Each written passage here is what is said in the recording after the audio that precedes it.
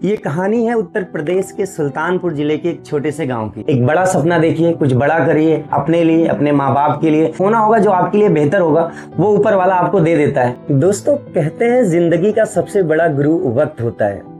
जो सबक हमें किताबें नहीं सिखा पाती वो एक छोटी सी ठोकर इंसान को सिखा देती है।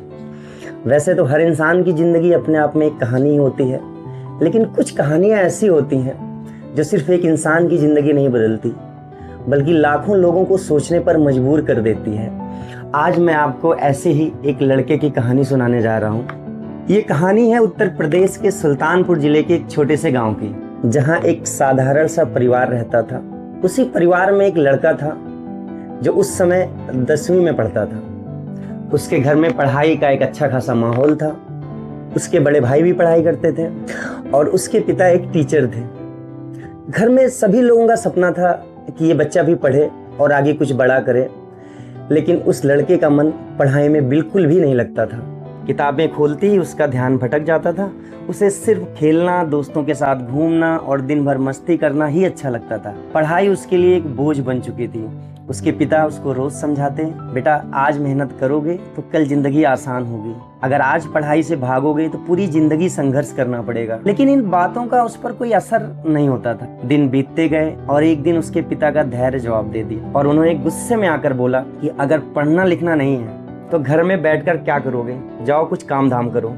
हालांकि उसके पिताजी ने गुस्से में ये बात बोली थी, लेकिन यह बात उस लड़के के दिल पर लग गई और वो गुस्से में और जिद में उसने ये फैसला किया कि अब मैं घर पर नहीं रहूंगा। और कुछ दिनों के बाद बिना कुछ सोचे समझे वो अपना घर छोड़कर दिल्ली चला गया। दिल्ली में उसके कुछ रिश्तेदार रहते थे, उन्हीं के पास वो रहने लगा।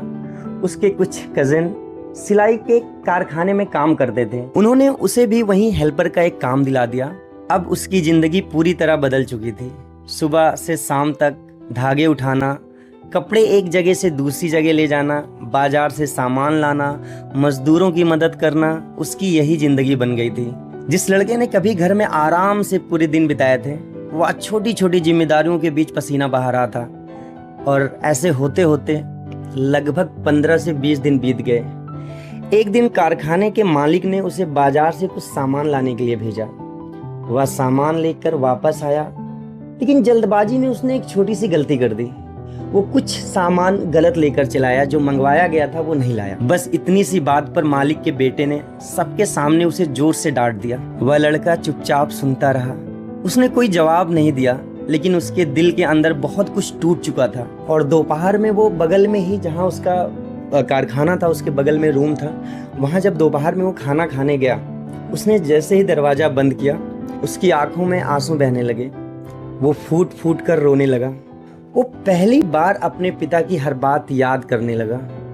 उसे महसूस हुआ कि बिना पढ़ाई की जिंदगी कितना कठिन हो सकती है। कुछ देर बाद उसने हिम्मत जुटाई और एक बगल में गया, एक लैंडलाइन फोन से घर पर कॉल किया। फोन उठाते ही उसने रोते हुए कहा, पापा मुझे माफ कर दीजिए, मैं घर वापस आना चाहता हूँ। अब मैं पढ़ाई करूँगा, मैं मेहनत करूँगा, बस एक मौका दे दीजिए। बेटे की आवाज़ सुनकर पिता की आंखें भी भर आई।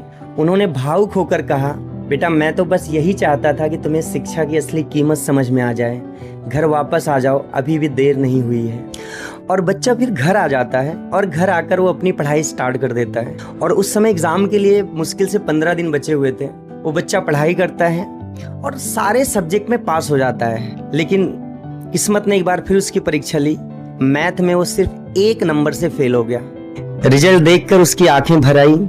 उसे लगा जैसे कि अब सारी मेहनत बेकार हो गई। लेकिन उसके पिता ने उसका हौसला टूटने नहीं दिया।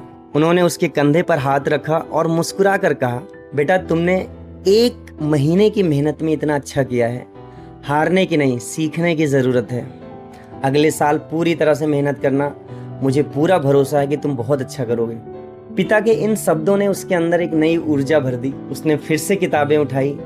इस बार उसने पूरे 1 साल जी जान लगाकर पढ़ाई की और जब अगले साल रिजल्ट आया तो वो 10th का एग्जाम फर्स्ट डिवीजन से पास किया। और यह उसकी जिंदगी की पहली बड़ी जीत थी, जो उसे लग रहा था कि कुछ अच्छा हुआ है। इसके बाद उसने 11th क्लास में एडमिशन लिया और साइंस साइड सब्जेक्ट सेलेक्ट किया। फिर वो 12वीं की पढ़ाई पास करता है साइंस साइड से, और उसके कुछ दोस्त इंजीनियरिंग कर रहे थे और वो बच्चा भी इंजीनियरिंग करने का सपना देखा और वो सिविल इंजीनियरिंग में एक कॉलेज में एडमिशन ले लेता है। 4 साल मेहनत करता है और वो सिविल इंजीनियर की डिग्री उसे मिल जाती है। और वो इंजीनियरिंग की पढ़ाई पूरी करने के बाद वो वापस फिर से दिल्ली आया और एक कंपनी में नौकरी शुरू कर देता है। लेकिन कुछ ही महीनों बाद उसे महसूस हुआ कि यार उसका सपना सिर्फ नौकरी करना नहीं है, वो कुछ ऐसा करना चाहता है जिससे समाज और देश के लिए भी योगदान दे सके। तभी उसने एक बड़ा फैसला लिया कि अब वो यूपीएससी की तैयारी करेगा। उसने एक कोचिंग में दाखिला भी ले लिया।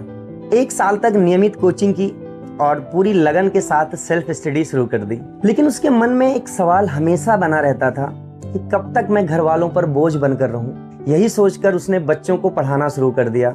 दिन में ट्यूशन पढ़ाता था और रात में यूपीएससी की पढ़ाई करता था। यही उसकी दिनचर्या बन गई। संघर्ष जारी था लेकिन मंजिल की उम्मीद भी जिंदा थी। इसी दौरान एक दिन उसके एक कजिन का फोन आया। वे आज भी उसी सिलाई कारखाने में काम करते थे जहां कभी वो हेल्पर हुआ करता था। उन्होंने कहा, कारखाने के मालिक ने एक जमीन खरीदी है, उनको एक नक्शा बनवाना है, तुम सिविल इंजीनियर हो, क्या ये काम कर दोगे?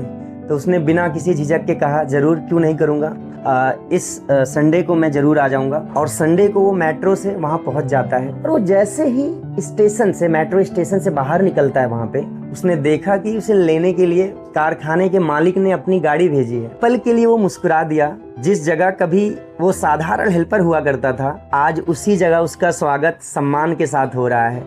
वो पहले साइट पर गया जहाँ जमीन ली गई थी, वहां पर उसका मेजरमेंट लिया, उसको नापता है और कुछ जरूरी रिकॉर्ड्स पेपर में नोट कर लेता है और कहता है कि मैं इसकी डिजाइन आपको जल्द ही बना के ऑटोकैड पे दे दूंगा। इसके बाद मालिक ने कहा, आइए पहले घर चलते हैं। वो उनके साथ घर पहुंचा। उसे सम्मान से सोफे पर बैठाया गया। तभी उसकी नजर एक युवक पे पड़ी। उसके हाथ में एक ट्रे थी जिसमें चाय, बिस्कुट और नमकीन रखा हुआ था और वो ट्रे लेकर उसी की ओर बढ़ता आ रहा था। वो उसे ध्यान से देखने लगा और अगले ही पल उसकी आंखें ठहर गई और नम हो गई। वह वही लड़का था जिसने वर्षों पहले कारखाने में सबके सामने उसे डांटा था। शायद उसे ये नहीं पता था कि सामने बैठा वही हेल्पर है। आज वो सिविल इंजीनियर है और यूपीएससी की तैयारी कर रहा है। उस समय लड़के के मन में अपने पिता की एक बात गूंज उठी कि बेटा, शिक्षा ही इंसान को वहां पहुंचा सकती है जहां वो कभी सोच भी नहीं सकता।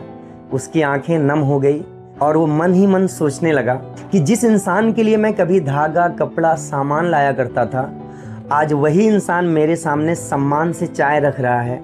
अगर मेरी जिंदगी में ये बदलाव किसी एक चीज ने किया है तो वो सिर्फ और सिर्फ शिक्षा है। कुछ देर बाद उसके कजिन ने मालिक को पूरी कहानी बताई, कैसे ये लड़का कभी कारखाने में हेल्पर था, कैसे एक घटना के बाद वो वापस गांव गया, कैसे उसने दोबारा पढ़ाई शुरू की, इंजीनियर बना और आज यूपीएससी की तैयारी कर रहा है। ये सुनकर मालिक और उनका परिवार भी भावुक हो गया।